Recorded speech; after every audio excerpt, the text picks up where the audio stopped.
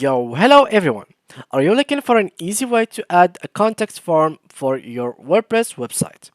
Look no further than Context for 7. This popular plugin allows you to quickly create and customize context forms without any coding knowledge and any experience.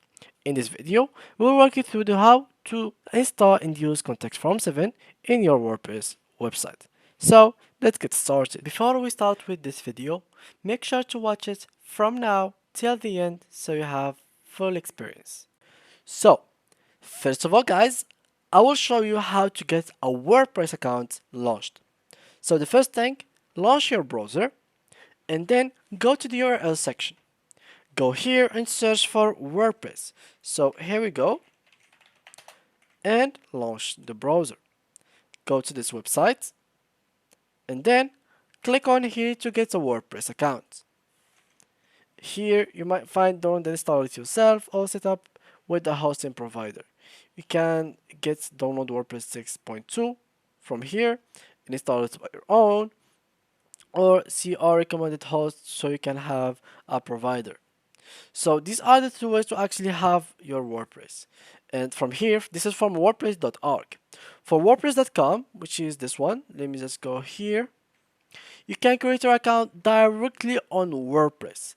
Let me just change the language real quick from this section. So it's gonna be English. Here we go.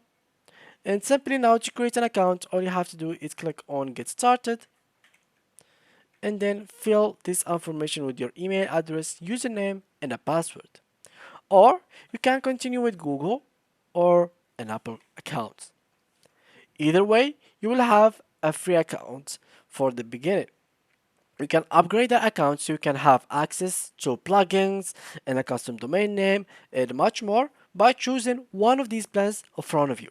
So mainly they have around 4 plans that are the main ones and 2 extra plans which are like basic.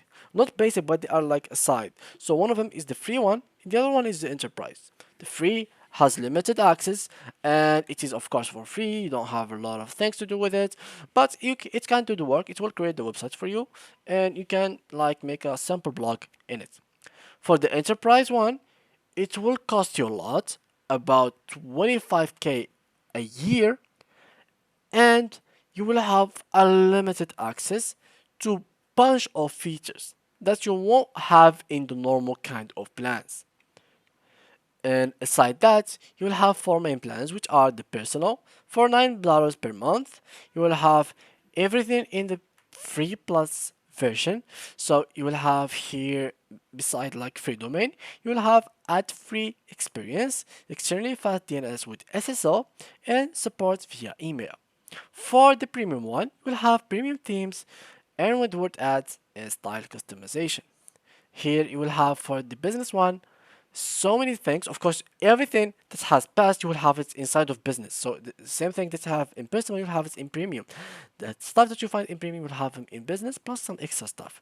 So here we are finding install plugin in themes. So you won't have it actually in those two. Unrestricted bandwidth, global edge caching, high burst capacity, web application firewall, bunch of features that are so much good for a website. And finally here for the commerce one, you will have the same things that you have in the business, but plus some extra stuff from sell and ship products, store customization, inventory management, easy checkout experience, payments in 60 plus countries, sales reports, and some other extra stuff. So beside that, you can have either free and enterprise one.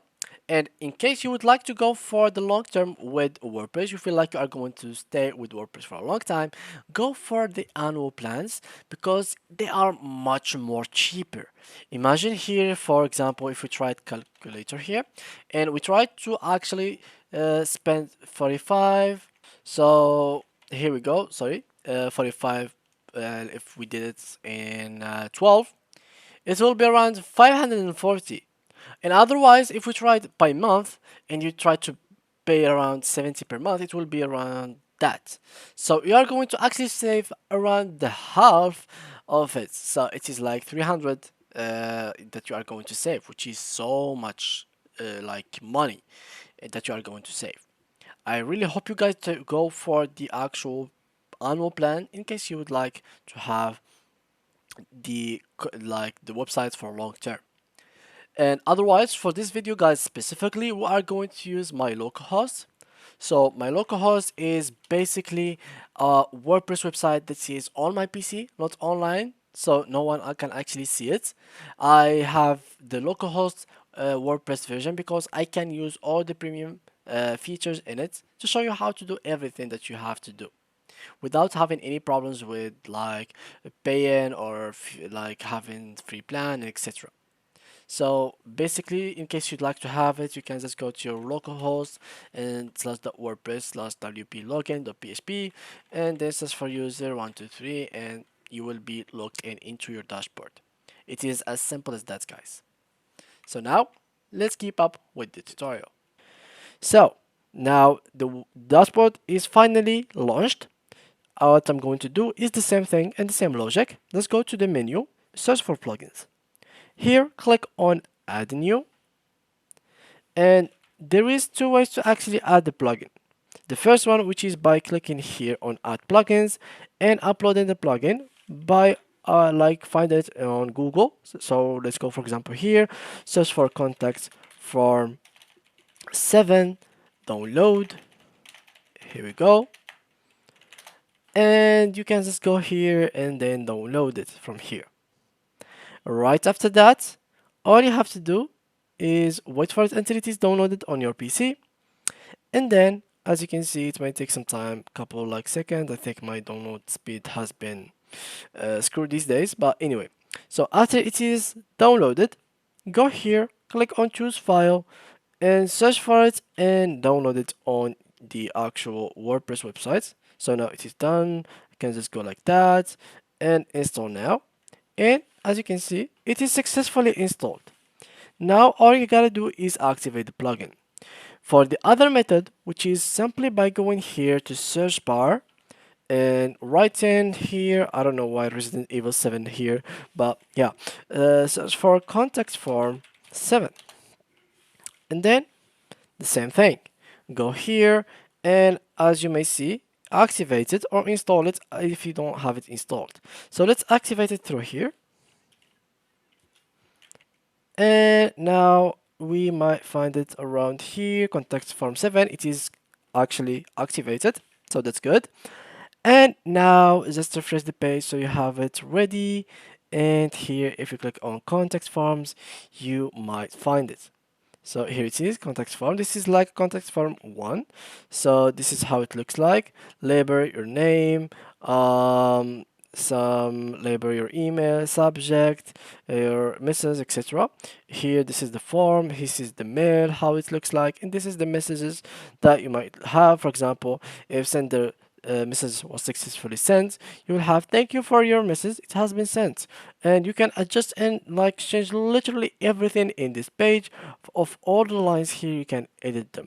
Here you might find some additional settings, but overall this is how you can actually have the form. So you can edit it from template, as you can see. This is like how you can edit it. So if you'd like to add, for example, a text, you might just click here, add the name of the tag, default value, and then insert tag. Just like that, it will be added where you have selected it to be. And you can take this as an example. So label your name. So this is like the text, your name, text, your name, autocomplete name.